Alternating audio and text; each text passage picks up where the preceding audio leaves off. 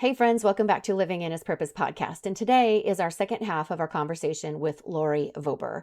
And last week we heard about the events that completely changed her life. And this week I'm excited to listen to what came next. And one thing we have to decide in life is, how are we going to live? Are we going to live with what has happened to us in the past? Or are we going to decide to live the life that is in front of us? And that's what we're going to get into. And I am excited. So let's get into the episode. Isn't it amazing how we are the ones that get in our own way? So back in the winter, I decided that I really struggle with the fall. The fall, I get very sad. In the winter, I get very sad. And this last year, I decided I wasn't going to do that. So in the winter, I spent a lot of time talking about and thinking about and reading about our identity.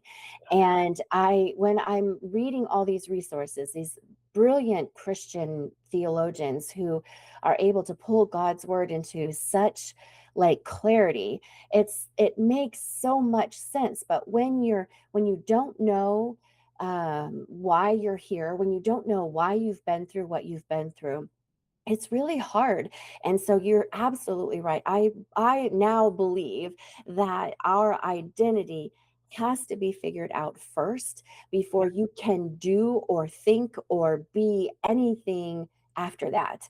It's like it has to be your pivot. And it's so sad that as Christians, like I've been a Christian for, I don't know, oh my gosh, I think it'll be 40 years in August. So a long time. So it took me 40 years to figure out what identity in Christ looks like. Mm. And coming out of that, out of those study and out of that season was so enlightening to me. And it was so warm, because when you realize that everything that happens, it's in God's plan and that he loves us.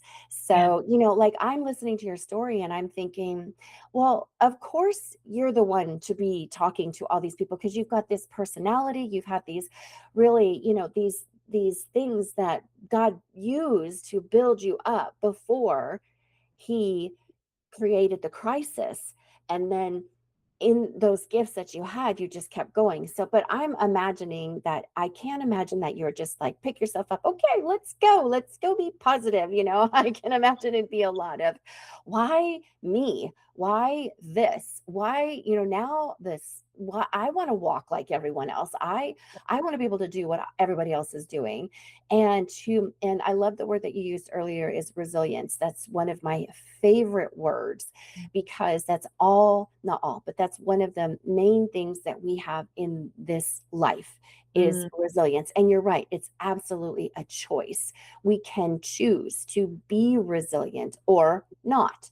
And when I look around, one of the things that, when you're talking about just a minute ago, how you were saying, as speakers and authors, we want to share, but it's really hard to say and explain why are we sharing and what we're sharing.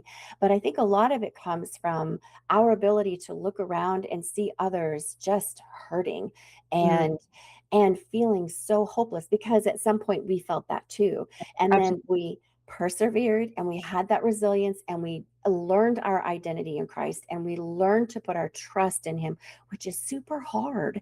Yeah. And then we were able to pick ourselves up, and now we're looking around like, you can do it, you can do it.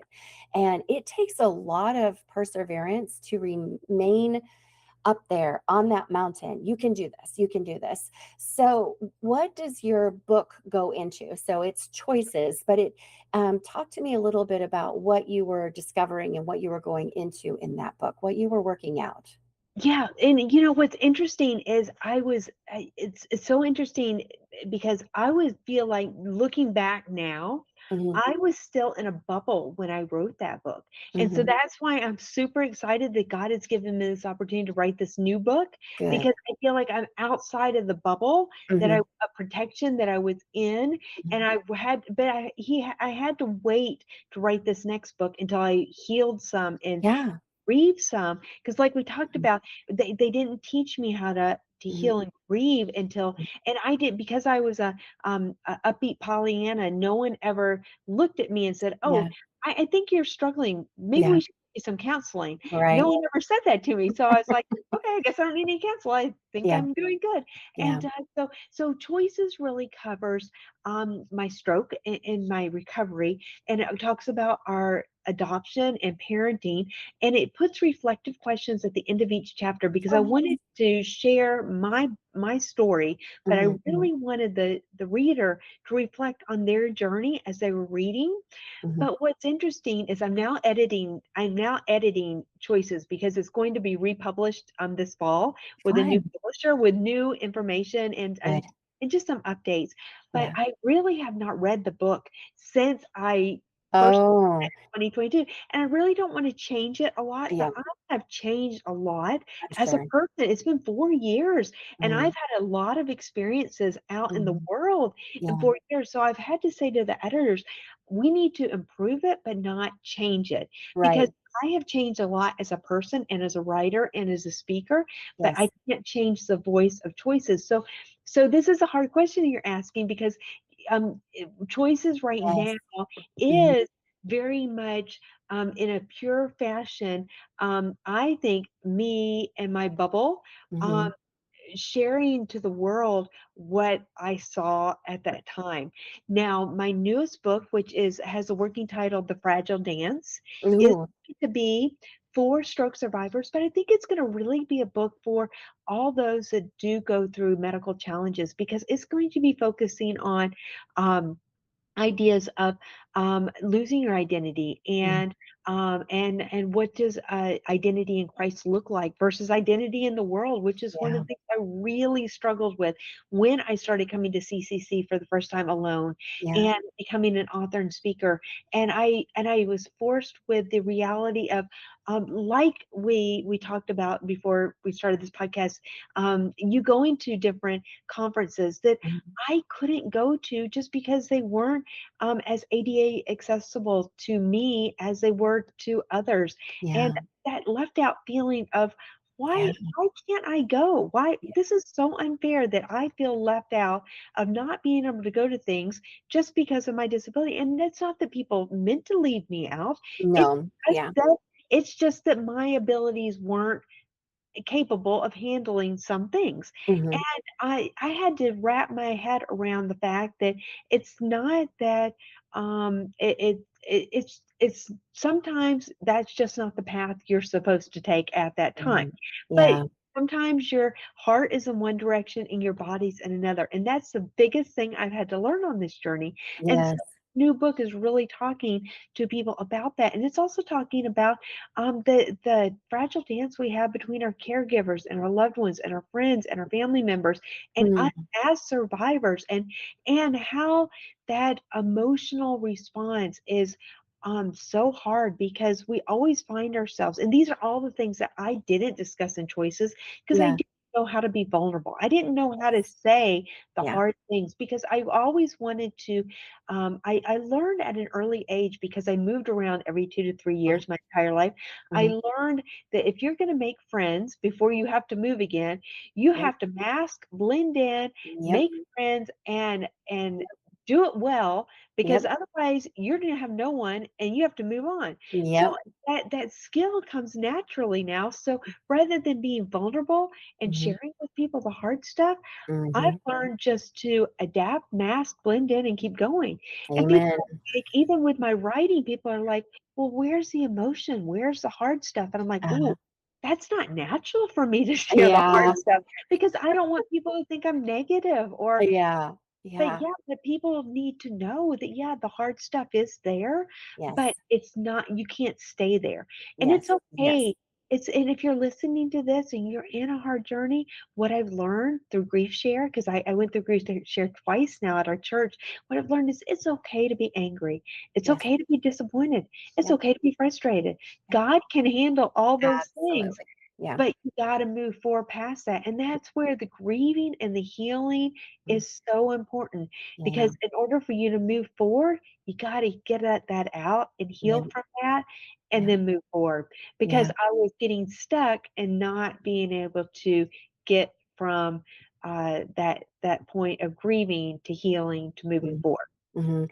Well, I think that is such bravery to be vulnerable on paper. Mm, When I went to CCC, I didn't realize that most of the people there were going to be authors. mm. And so when I went, I was like, "Oh, man, I've written in my journals, but that's about it." And, and so since then, I've thought about it a lot. And I do remember as a teenager thinking, "I'm gonna write my autobiography." But as I get older, I'm like, nobody needs to know all that. And I also moved around a lot when I was a kid. About every 18 months, we Oh, moved, wow. and it would be different states, I mean, completely different places. And also being the oldest and just having the personality of a people pleaser, I Mhm. completely understand what you're saying when you say that you are not vulnerable. You do not share what you're really feeling because then they might not like you, and then you won't have any friends, and you don't have family where you are to rely on. Like a lot of people that I grew up with had their families. I never had that. And so I've always tried to be whatever everyone around me needs me to Yeah, be rather yeah. than what I really am. And that's really hard. That's a really hard cycle to break. Going through the stuff that I've been through in the last couple of years and really doing that deep identity work made an impact on me. And you have to be vulnerable. And one thing that has helped me as a nurse is that I don't know how many meals I have sat down in a cafeteria with a table full of nurses. And if the general public heard what we talked about, you would be appalled. I mean, we're very vulnerable, I mean, you see it, you talk about it, So I'm thankful that I've had that opportunity because Mhm, now I can look at other people and I don't see them as, oh, I need to be whatever they need. I see them as, what are they going through? What do they need? What do they need that I can encourage them with? So I think that's amazing. And I understand what you're saying about being in a bubble. Like you're in that moment and just it sounds like you were just describing what you lived through and what you were going through. And I imagine a lot of people need to hear that. mhm. Maybe not even necessarily people that have had physical problems, but emotional problems too. Yeah, Grief is normal, and I think it's sad in our society we really don't normalize it. We put, pretty colors on things and filters on things, and we don't talk about the real life, real hard life. And I appreciate you being vulnerable like that. I think that's so needed, so needed. Yeah. and I think a lot of times, from what I can see, we don't talk about grief as far as Mhm. medical challenges at all. I mean, so many people said when I even said I was even going through grief share, the comment was like, "Oh my goodness, I'm so sorry. Who did you lose?" And I'm Yes. like, "I lost me a long Yes. time ago, and Yes. I didn't even realize it." But yeah, Yeah, I appreciate you sharing that and appreciate you understanding. And I do think absolutely. a lot of that expectation, Mhm. you for you, if you were the oldest. For Mhm. me, it was because I was the only, Yeah, and yeah. I grew up with, professional parents that were Mhm. I was a latchkey kid at age Yep. junior Yes. high age, Yeah. and and I was Yeah. taught respect. I mean, I Mhm. remember to this day, and I'm so grateful I grew up in that Mhm. environment because I was taught respect and responsibility. But I Yes. remember I would come home from school and there would be a list of here's Oh, the yeah. chores and here's the ironing and here's what you're expected to do. And I Yeah. would never not do it. I mean, Yes. that is Yeah. what I was expected to do. And Yes. it was, they were gone. My parents were gone by the time I would leave for school. So, I mean, Mhm. if I missed the school bus, I mean, it was up You're to me right. to figure out how How to to get to get school. there. Yeah, Yeah. I mean, and I would never think to skip Yes. school. I mean, if I Yes. missed the school bus, Oh, it no. wasn't like I would ditch school or anything. I mean, Right. I would call a neighbor or I would figure it out.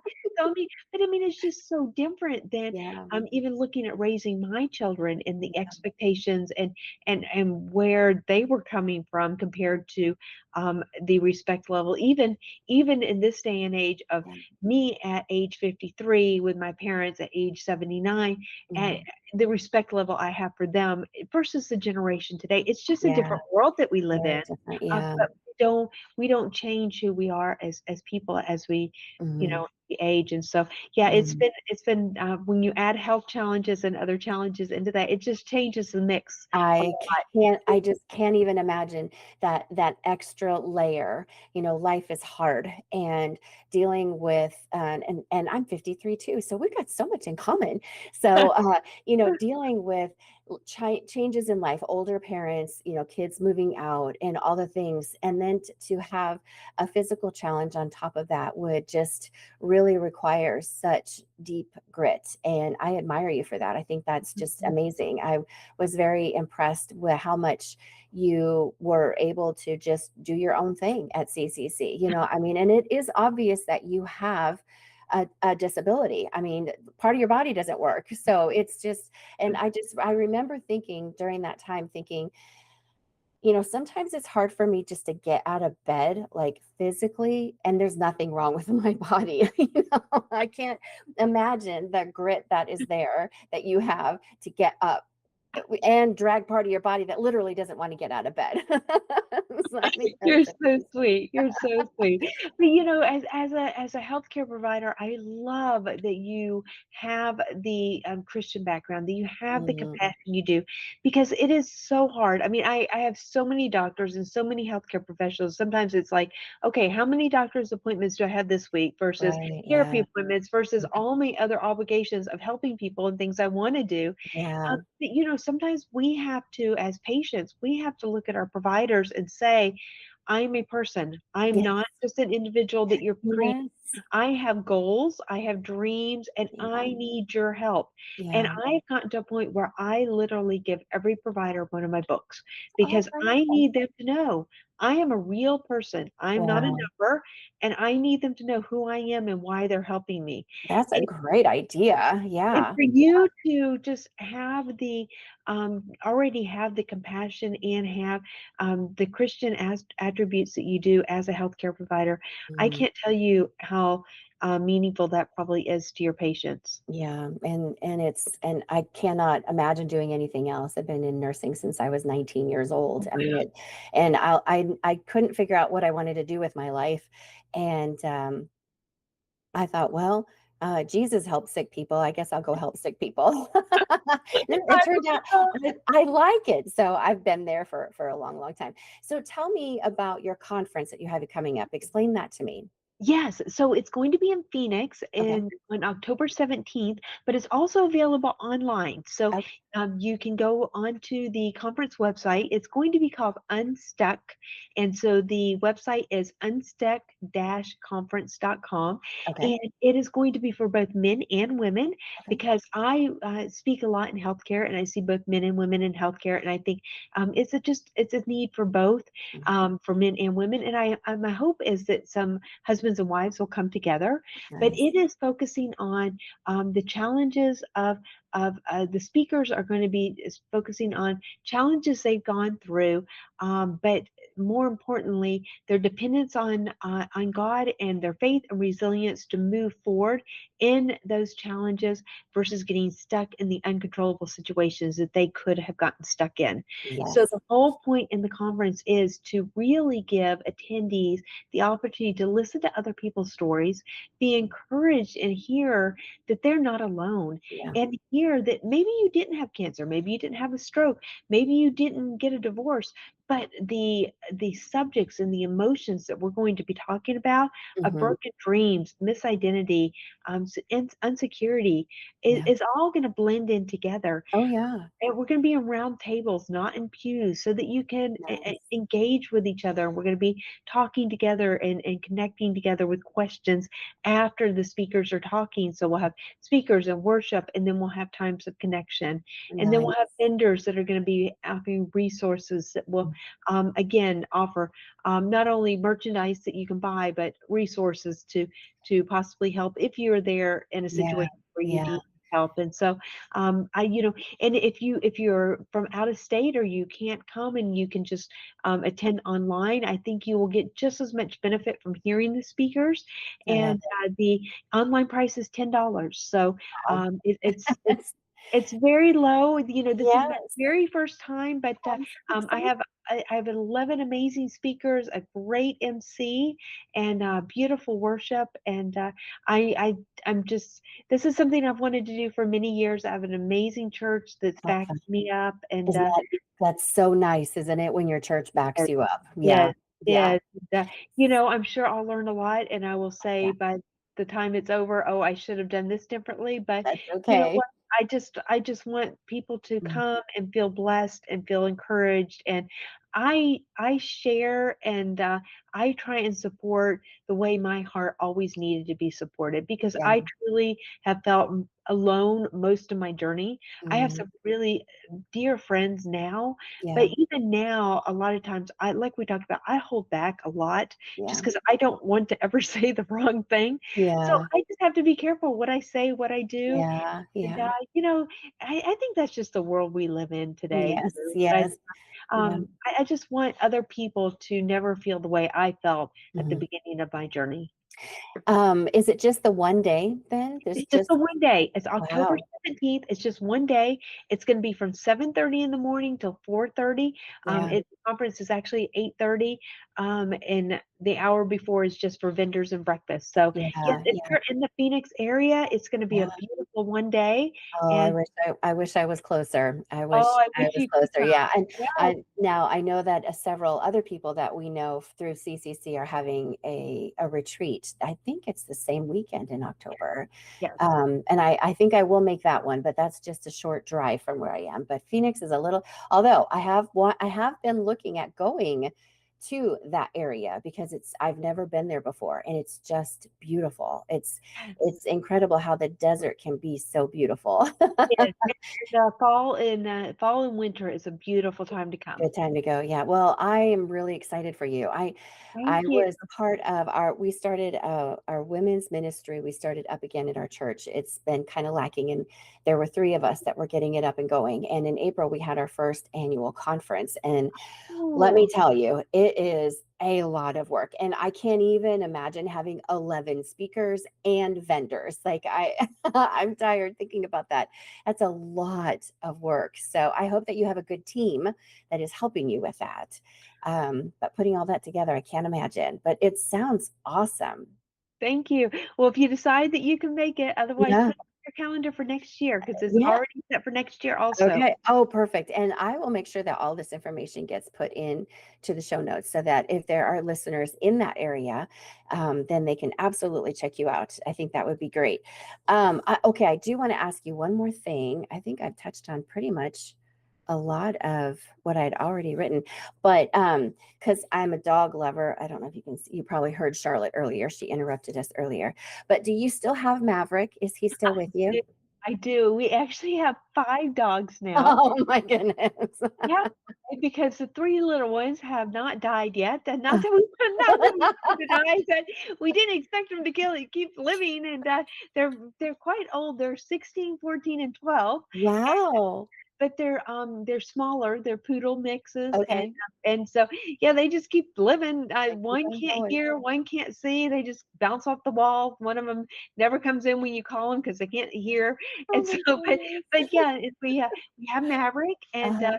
Maverick was, it was supposed to be my service dog, Yes. and just so the listeners understand, Maverick went through a lot of training to be my service dog, and he was, supposed to be my mobility service dog to help me everywhere, and Maverick decided that he didn't want to be a service dog after he went through all the training. And he is the most beautiful, loving animal. I just adore him. Yes. He is the most stubborn individual. And it's so funny. We'll take out his service dog vest and literally just take it and show him. And he looks at me and he runs straight to the bathroom and hides in the corner. And I'm like, yep, yep, you are the most stubborn That individual. is I remember you saying that, and I just thought, "That's hilarious that a And dog had a choice." He had a choice. he had a choice. But you know what? He loves balls, and he has Mm. 3 balls in his mouth at all times, Oh my and goodness.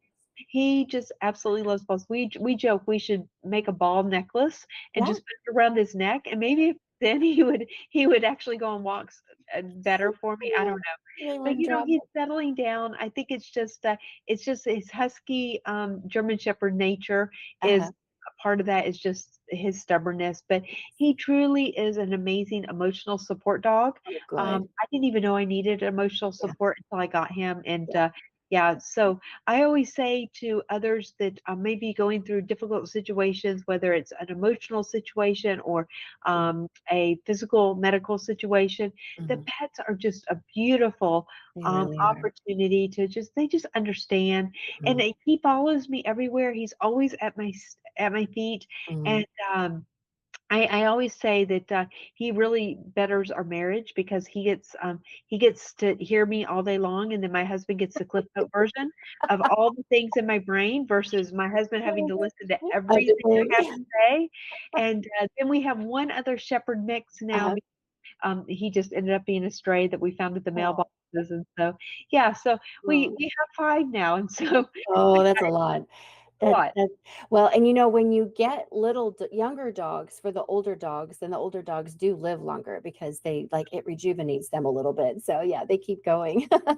That's Now, good. yeah, so my dog she is an emotional support dog, and I didn't know that I needed it until after I got her. Like when we got her, I was like, why do we have this dog? We don't need this dog. She cost a lot of money that I would have never spent on a dog. But when I separated from my husband, I did get to take her with me, and she has just been right at my feet the whole time. Like Oh, she no. is always there. And I was watching something on Facebook or something, and they were talking about how dogs, they are just a short part of our life, but God gave us the animals that we needed, and we are their whole life. And that's such a sobering like thought to think, oh my, I've really got to take care of this dog because I'm the only person she's gonna know, Yeah. and I've always been a dog lover. I think everyone needs a dog, and if everyone needs a dog, it gets you out of your head, it gets you somebody else to take care of, even annoyingly so. But I love the story that Maverick didn't want to be a helper. He's like, I have other things to do, and I'll be here for you. But Yeah. I keep thinking, maybe after you mature a little bit, if we keep yeah, working on you, and then I'm yeah. like, I don't know. I don't know if that's gonna happen." We'd hope to write a children's book with another author, Uh-huh. about Maverick, Oh yeah. and I talked to her, I'm like, "Well, what happens if I can't ever take Maverick to any of the places that I'm supposed to take Maverick Oh, to with the to children's see book?" the So we'll yeah. see. Yeah. You'll I you'll think as have he to comes down. they have those now where you can get, life-size, stuffed dogs that look exactly like your dog. Like, you send in a picture, and they make it exactly. So you could just take a life-size Maverick with you. Because so are the stories gonna be that he's a little obstinate? Because in my mind, that's what the books are gonna be about. That's a good idea. I don't know. Right now we're going to what I really want to write about is a book to just teach children how to accept other children, for Mm, whatever, they may be going through, because I yeah. think so many adults, that was my biggest thing, is not having adults accept me and understanding how they accept me, Mhm, and my disability. And it mhm. starts with the kids, and Absolutely. because kids don't know how to accept others. And, Mm, so I really wanted to write a book using Maverick, and teaching kids how to about service dogs and how to mhm. appropriately, interact with service dogs. Oh, yeah? I always say, That's a good it idea. I That's always say, you wouldn't go up to a wheelchair and pet a wheelchair mhm, and fawn over a wheelchair, mhm. yet people do Oh, yeah. because it's a dog, and Mhm. people, automatically want to pet a service dog because it's a Yeah. dog. Yeah. So they don't treat it the same, but Yeah. truly it's a piece of medical equipment just the Mhm. same. And Mhm. so I really want a book that's not only gonna be cute and funny, Mhm. but Mhm. also educational on having kids accept others, that aren't like themselves, and also just some, appropriateness with, service Some dog etiquette, surface dog etiquette. etiquette. Yes. Yeah. Absolutely, That absolutely. is a great idea. I kinda hate to share that because I don't want anyone to steal that from you. Yeah. I just think that's a great idea. And Yeah. because in and being from the medical field, I can say that have we have been able to, um I don't know how to say this without sounding crude, but we have been able to help people live longer than in the past. You know, we can give a lot more, there are a lot more people with disabilities and even severe disabilities that are alive today that in the past would not have been alive. So I feel like in society, there is quite a bit more people in wheelchairs, Mhm. people with service animals. And I'll have to admit, I am one of those people. I'm like, oh, can I touch your dog? But I understand it's a working dog, and working dogs are very different than your regular poodle that, hangs Yeah, around the yeah, house. So yes, yeah, I get that. But yeah. I hope to someday meet Maverick because I just Yes. love that story. I Oh, mean, thank that's you. amazing. I was watching him today. I was like, "Wonder if you'd be ready to go to CCC one day." I'm like, I don't Yeah. know." Yeah, I have Charlotte. She's a Belgian Malinois, so she's a little bit bigger. And I don't know if you know much about them, but they are very much herd animals. But they also, I saw this video the other day. I watch a lot of videos apparently, but I saw this video the other day, and it was talking about how Malinois always have under the surface aggression. They are always aggressive, but they mask it, and they will be, they'll tolerate things. But and so when I'm with people, like when I have people come over, I just had my three grandchildren at the same time spend the night. I didn't know how Charlotte was going to do, but she did good. But I had a lot of conversation with them. She is, you don't know what's going to set her off, so you have to respect her. Where if she doesn't want to be petted, you do not pet her, you do not put your face in her face, and you just give her space. And they were really good with her, and she was really good with them. Now I did have to give her some little chewies to take the edge off for her, but there were fireworks involved too, so there was that. But Oh, there's I don't even know where I was going with that story, other than I just love dogs. I've always loved dogs. Malinois are just a very different breed of dogs. I've yes. I've been saying, of course, I don't want her to hear this, but my next dog is going to be about this big so that I can fit her in a purse. I want a purse dog. And oh, I know what it was. It was taking to CCC. And in my mind, I'm like, I want to take her places. And I'm like, that's probably not a good idea.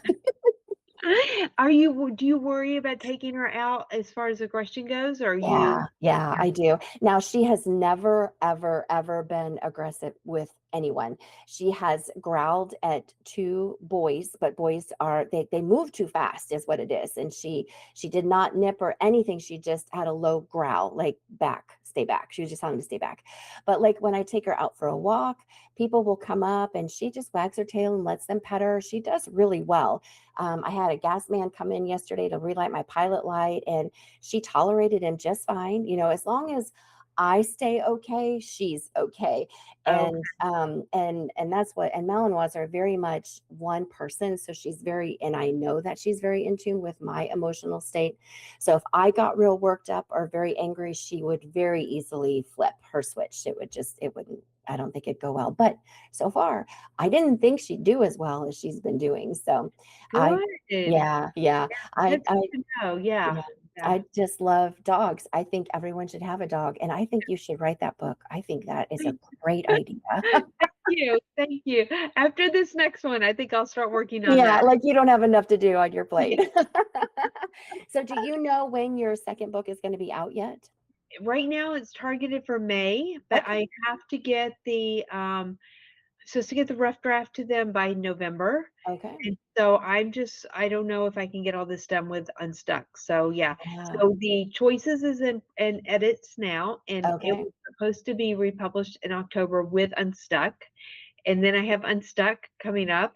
Wow. And yeah, I have a team, but it's kind of like they're all individual people. It's not like I have one solid team of Mhm. everybody meeting with me. So I Yeah. have great speakers and I have Good. individuals helping me, but it's not like I have one solid team that's meeting me consistently. Yeah. That was the plan, and it's just like everybody's just busy doing their own thing, and Super so hard. Yes. it's super Yes. hard. So Yeah. then Yeah. I got unstuck, and then they wanted the rough draft by November, and I just don't know if I can get all this together. Yeah. That was my reasoning to, again, back to um, going to CCC this year and spreading myself too thin to Yeah. be able to Yeah. do anything. So yeah, Yeah, I know that when I get done with that weekend, I will be exhausted again. It's so much mental and emotional energy Yes, for sure. yes. Well, Lori, I have loved visiting with you, and one of these days I'm You going to get out to too. Phoenix, and I would love that. I love seeing you all over social media, all the things Well, that you're thank doing, you. Thank and you. as a nurse, I'm saying make sure you rest and drink your water and take Yeah, care of I will, yourself. I will. I appreciate that. I appreciate your prayers so much, and thank you for this Absolutely. opportunity, and yes, Absolutely. I know we have, our other friends that are chose to do, their, retreat on the same weekend, and, Yeah. no, I don't think that a lot of people would even be able to come to Phoenix It's anyway, pretty so far away. yeah, Yeah, yeah, yes. and I so imagine where it'll be more people you'll be pulling people from that western side of the United States, yeah. Well, yeah, I'm excited. We will keep up, yeah, and I will share all your resources so everyone can check you out and check your I book appreciate out, and that. absolutely. All right, Yeah, Lori, have a great week. God bless thank you. you. You too. Have fun at CCC. Awesome. I will. Talk to you later. Okay, bye-bye. Bye. I hope that Lori's story has encouraged you. I think there's something really powerful about watching someone continue to say yes to God, even when the road getting there looked nothing like they thought it was going to. And Lori is still saying yes. And this is what excites me about her. I want to remind you that this fall, she's hosting her first conference called Unstuck. It sounds phenomenal. And we just got done talking about what that's going to look like. And I'm going to put that information in the show notes. And I highly encourage you, if you are anywhere near there, go support and meet Lori. She's a phenomenal individual. I want to thank Lori for opening up and sharing her story and encouraging us to live the life that God has set before us, even if it isn't the one that we planned. Have a good week. I'll see you next time.